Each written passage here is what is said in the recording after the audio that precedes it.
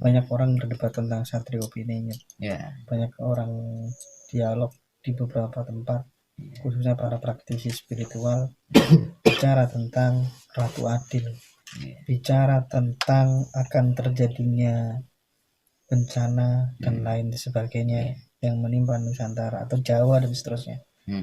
Apa yang ingin Mbah Kau sampaikan?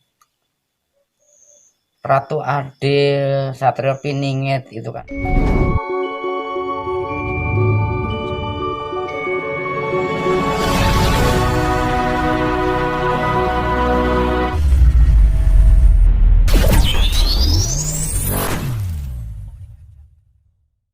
Komunikasi secara langsung dengan Tuhan, Mbah Kau. Saya bilang sangat bisa. Ketika kita nyawiji, ini yang kita sampaikan kan ucapan beliau.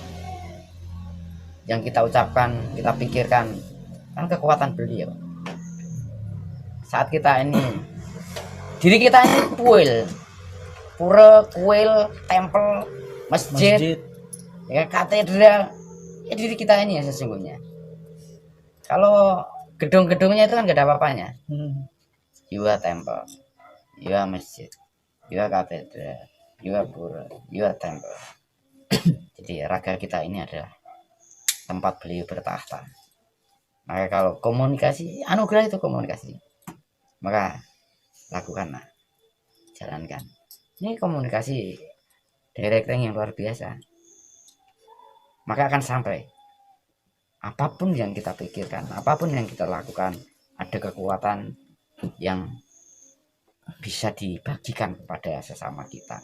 Nah, ini banyak sekali yang disalah asumsikan dengan kanuragan, dengan hipnotis, dengan segala macam, ya kan? Dengan mungkin regresi dan sebagainya. Ini nggak tahu saya dan bisa. Jadi jangan dah. Itu mengandalkan keakuan kita. Kesombongan itu. Dah, maksudnya ke ranah kesombongan. Kalau kita pada ketulusan kita itu menjalankan dengan syukur, maka terjadi. Oke. Kadang kita masih khawatir bahkan ketika kemudian kita nanti meninggal dunia, mati gitu, roh terpisah dari jasad. Jangan-jangan kita ini masih bingung. Aku ini berada di alam apa? Terus setelah ini harus bagaimana gitu. Nah, saya ingin mendapatkan bekal dari Mbah Kong supaya apa? Supaya kita itu punya mapping pasca hidup di dunia itu kita nanti arahnya akan kemana saja. Orang yang seperti ini tempatnya begini. Nah, terus kita masih bisa melihat keluarga kita apa enggak.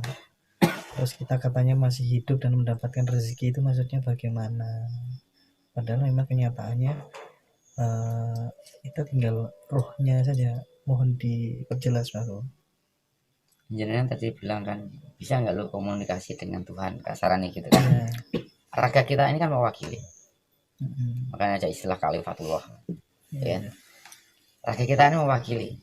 Kalau raga kita sudah tidak mewakili, berarti kembali kepada keabadian. Apa yang dikhawatirkan? Kalau kita memang sempurna raga kita dapat anugerah moksa. Ya kapan-kapan kita bicara tentang moksa. Atau pengen kenalan dengan yang sudah moksa, kasarannya. Itu. Ini penting sekali.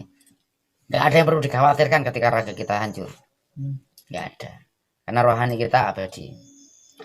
Sangat bisa dibuktikan. Kalau di Bali itu ada istilah penurunan dan sebagainya.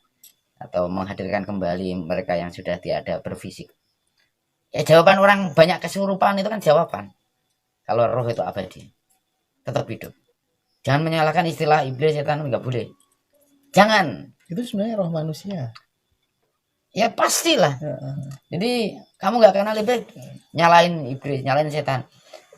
Yang hadir ke saudara-saudara kita, ini sebetulnya kan mereka yang lepas rohnya ini tidak sengaja, mungkin terbunuh, tertabrak, tersembelih dan sebagainya. Itulah yang dia mencari tempat untuk pengakuan atau eksistensi bahwa dia ada.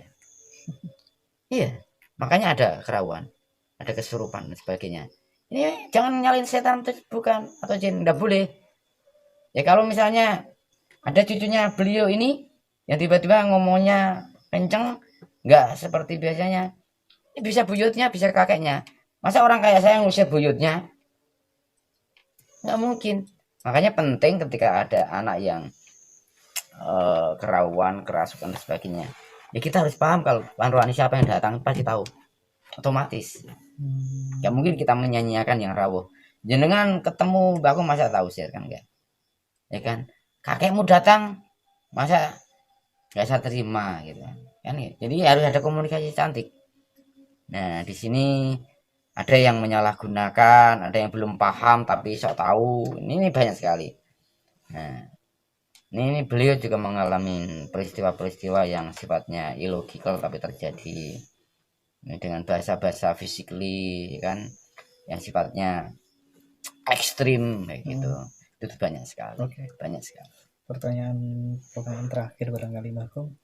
Banyak orang berdebat tentang Satrio Piningit. Ya. Banyak orang dialog di beberapa tempat, khususnya para praktisi spiritual, bicara tentang Ratu Adil, bicara tentang akan terjadinya bencana dan lain sebagainya yang menimpa Nusantara atau Jawa dan seterusnya. Apa yang ingin Bakum sampaikan? Ratu Adil, Satrio Piningit itu kan apa yang kita ucapkan. Saat engkau bijaksana, engkaulah Ratu Piningit, Satrio Piningit, Ratu Adil. Apa yang kita ucapkan, kita bijaksana, penuh kasih sejati, itulah sesungguhnya. Jadi bukan sosok yang dinanti-nanti, enggak. Kalau you bijaksana, you juga Satrio Piningit. Satrio Piningit ini kan Anduporo, tembung kiasan. Apa yang kita ucapkan ini kan tersembunyi, nggak nampak kan ucapan kita ini, tapi orang mendengar, ya kan? Nah, jadi sosok-sosok yang bijaksana inilah Satrio Piningit.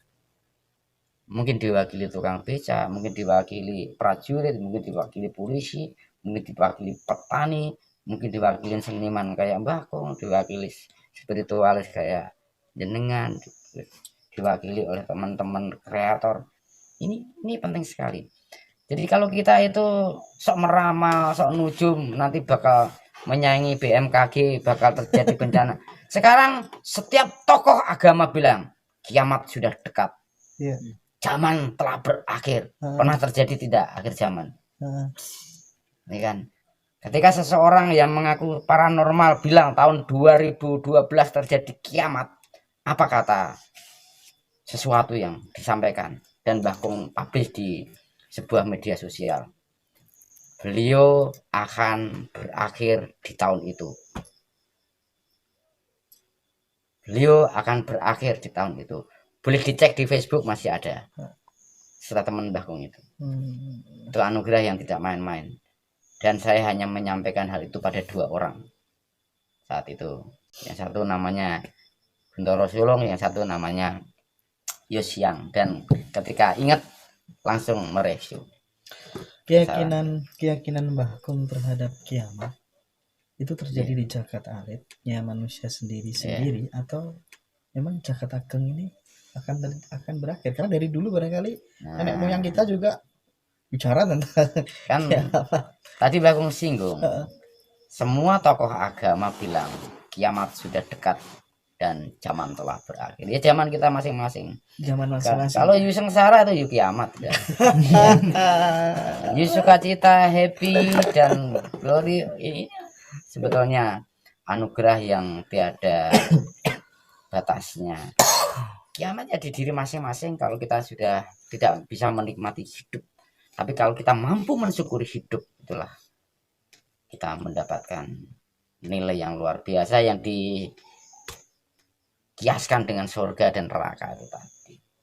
Neraka itu kehancuran diri pribadi, surga itu adalah anugerah sukacita, kebahagiaan karena mampu mensyukuri apapun. Gitu.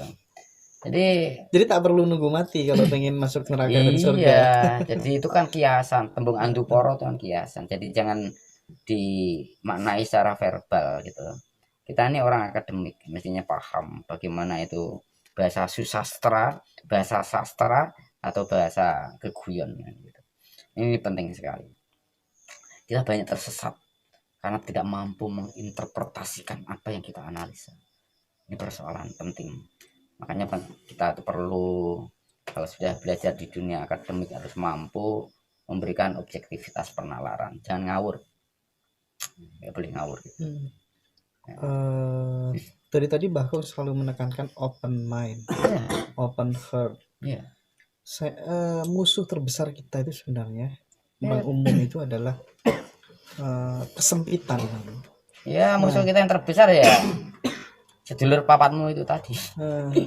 Terus sumbernya 2 itu tadi. Musuh terbesar kita itu lupa, salah, iri, murka. Ya, sumbernya di memaksakan kehendak dan berprasangka buruk. Hanya itu. Ini yang paling bikin problem itu di sana. Swastiastu. Iya, dilema. Oke. Bakom, ini ngobrol kita udah cukup Seru. lama ya. Seru, Seru. ya kan. Saya pengen dikasih nasihat paling terakhir sebelum nanti kita pamit balik ke Jawa, Bakom. Pesanku dengan sedulur-sedulurku yang pertama, harus mendasari diri kita ini sebagai kuilnya, sebagai tempat suci beliau, agar beliau tetap bertahta di dalam diri kita. Terus lakukan pernapasan panjang, terus bersyukur dan belajar ikhlas. Orang ikhlas ora apa-apa, belajar ikhlas. Ya.